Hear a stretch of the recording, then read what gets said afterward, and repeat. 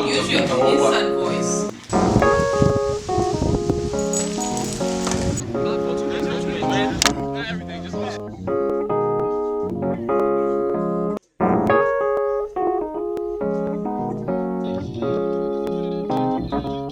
There's always an issue or problem around me that always revolves around me. I don't know why, but usually there's issues that go on around me all the time around me.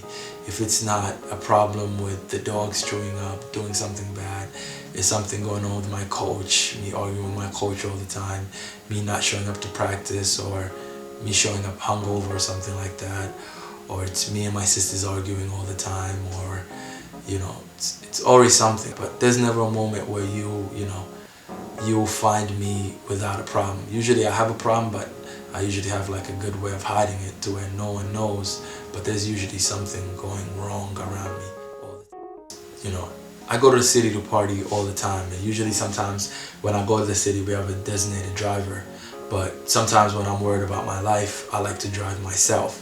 There was one time when an incident happened, and I don't know why, but I don't know if the party was that good, but we all drank and I decided to drive, so I got pulled over for drinking and driving. Yeah, I only had like half a drink and I drove, but they were able to detect the alcohol in me. And basically there was one day I had to, I went down to the city, I went with my sister, I went to speak to my public defendant, spoke to him, and I'm just trying to clear that up. Drinking and driving is not good for anyone, and you don't want to drink and drive, especially in New York City, because they'll chase you about it. Really? You're thinking about getting a white girl? No, I'm not even being racist. But I'm not really thinking about getting married to a white girl. Come on, a white girl, it's a white woman. Whatever he gets married to. Not living with my mom was something I selected. My mom decided to move with my little brother when we were, I don't even know what year it was. She decided to move with my little brother to Dover Plains. And I didn't feel like going to an all-white school and leaving Mount Vernon High School, which was like an all-black school, in my senior year. So I let them go up there and I stayed here. I use her almost more like a father figure, more than, I don't need my mom to hug me, kiss me, or do any of those things. I just need the phone, talk to her. We talk about what we need to do, and that's all I need. I'm used to not living with my mom. I lived with my mom from like when I was 11 to probably like 15, 16. But the rest of my life I've always lived with either my grandmother, or other than that I've lived with sisters or something like that. Living with siblings, it's a blessing sometimes, living with siblings, because they can understand your problems and they understand like my character and personality, but at the same time sometimes they think they understand you too much. So what happens is usually when you live with siblings, you don't know each other's boundaries because you're all related.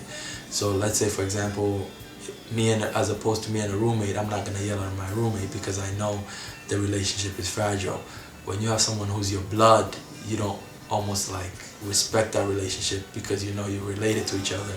So it's not like they can just pick up and not be your sister anymore. So you take that for granted, and sometimes you might treat that person wrong because it's something you take for granted. You're my sister, you're never going to change, or you're my brother, you're never going to change. So usually we end up mistreating each other because we take being siblings to each other for granted. That's usually the problems we run into. Kwa kweli hata mimi nasema hata kwenda sasa mingi ya bwana. Mbwa wengine atoa damu kila sehemu. Jana, yeah? Mbwa hataki kuwa hapa bwana. Find another place for the mbwas. Au na wewe uhame na mbwa. Mine ambazo zinatuzunguka sasa hivi hapa. Hiyo mbwa pia.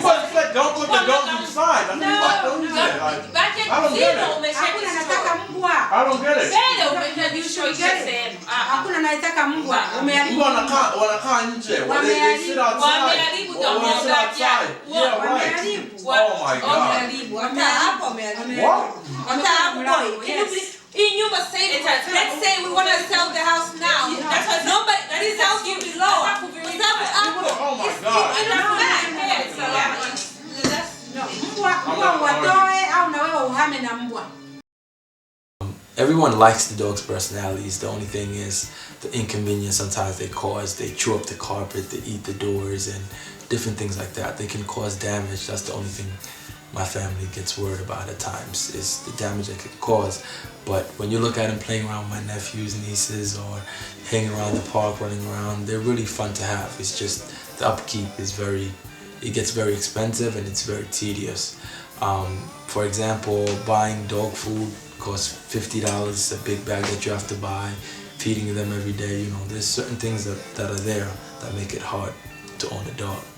One is Eve, the other one is Locks, and we named them because they're pit bulls and the whole Rough Rider thing. So one is Eve, the other one is Locks. Just follows the whole, you know, modern thing. But my whole thing is just try to tame, like, you know, rough, I guess, you know, rough animals, because I'm the same thing. Sometimes I'm rough around the edges, but you know, if you're nice to me and everything, I'll be nice to you too.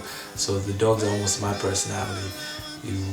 You're known to be a certain thing, but at the same time you have to change that stereotype. It's almost like a black person. You know, growing up, people look at you like you're scary, you're gonna rob them, you're gonna do something, but at the end of the day your personality is not. So the pit bulls are almost the same thing. A lot of damage. I mean, they ate one of my roommates' laptop bags. It was leather and they chewed the whole thing up. That was crazy. They chewed a quarter of the door off. I have a wooden door and they chewed the quarter of the door off. They chew concrete sometimes when they want to. They've you know, ran around the house being regular puppies, soiled the whole place, peed a little bit. It's almost like little territory things, but as they grow older, sometimes they learn things. You discipline them, and you know, as they grow older, they learn. But it comes with the territory. Anytime you have a kid or you have a dog, you're gonna get those little headaches or whatever. But you know, it pays off after a while having a dog. You know, you can use it as a companion and different things like that. Very friendly. I mean, usually dogs take the personality of their owner. And I'm a very, you know, cordial, friendly person. So usually when the dogs see anyone, it's kind of scary seeing them running at you. But people usually run to people, lick them. The other one, he's kind of getting a little bigger and bigger. So what he likes to do is he likes to almost like protect the house, which was probably like another reason why I got the dogs in the first place, was to almost feel like when you get a house, either what homeowners do, either you own a gun or you own dogs to protect the house. Sometimes you might be sleeping or something might happen. So usually they're there almost like serving a function to where they'll warn you when things happen, in case of a fire, in case of anything else like that, or a rob or anything. You have dogs that will scare those people away. I mean, at the end of the day, no one likes it. No one, you know, wants to have a bunch of, especially pit bulls around. But at the end of the day, it's me putting the time in and working to make the whole family comfortable with having dogs. So they don't look at it only for just because they hate pets, but they also look at it as an inconvenience to like your lifestyles, almost. So my siblings look at it almost like an inconvenience. They want me to get up in the morning, walk the dogs, clean up after them, wash them, feed them, do everything that's needed to be done, and they don't want to have to, you know, inconvenience themselves by trying to help. But yo, we really cannot lose this week. Seriously. We go 1-4. If we go 1-4, we're out of the playoffs. Period. We go 1-4, he's going to Bandit. Wait a minute again. So if we So if we go 1-4, we're out of the playoffs. Period. Even. Period. That's it. That's it. If we go 1-4, so we're 0-3 right now. Suppose we win the next game and we lose the next one. We have to go 7-3. To make the playoffs. But don't think we're so big. One at a time, yeah. But just understand like what the goal is. You know what I'm saying? Like, not lose another game. The same way we played, the Bandits came out on top. Yo, let's make it happen. We can't go out how we played the Panthers. Right now I play for a semi-pro team. It's called the New York Spartans. Usually we have like 30 or 40 players, and it's really fun because instead of just playing football for like girls or glamour or whatever some people play football for, it's just, we just play football for the fun of it.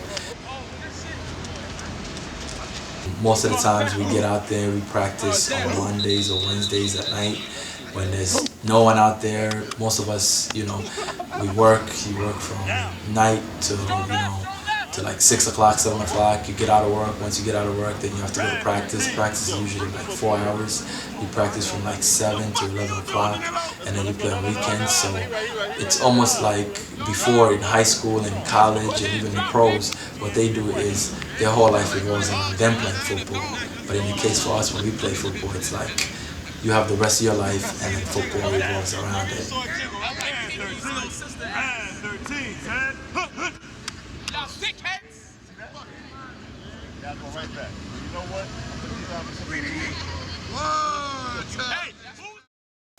Semi-pro football is a little bit different because when you're playing it, it's like you have coaches, but sometimes, I don't know, as players, you know, you and your coach play Madden, so at the same time, like, you sometimes might feel like you're smarter than your coach because they, I don't know, sometimes the way they do things is almost the same way, or sometimes it's the polar opposite of the way you think you do things.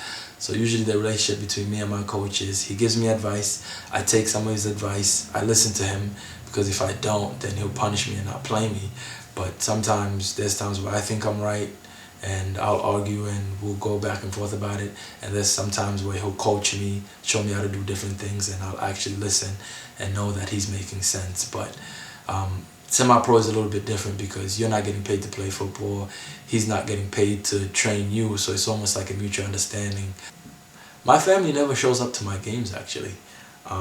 Usually, I've had my sisters like show up to 1 or 2 games, but even since I was in high school, I never actually had like family participation. Maybe because, I don't know, if my father wasn't there or uncles or different things like that, but usually I just play football for myself. It's never to impress a girl now. It's never for my family to come and watch it. Usually it's just me going against there and getting out whatever frustrations I have. That's not a flag. Yo, fellas, 9:30 Sunday. 9:30. Test me on this whole being on time thing. I will be twice as nasty. 9:30 Sunday.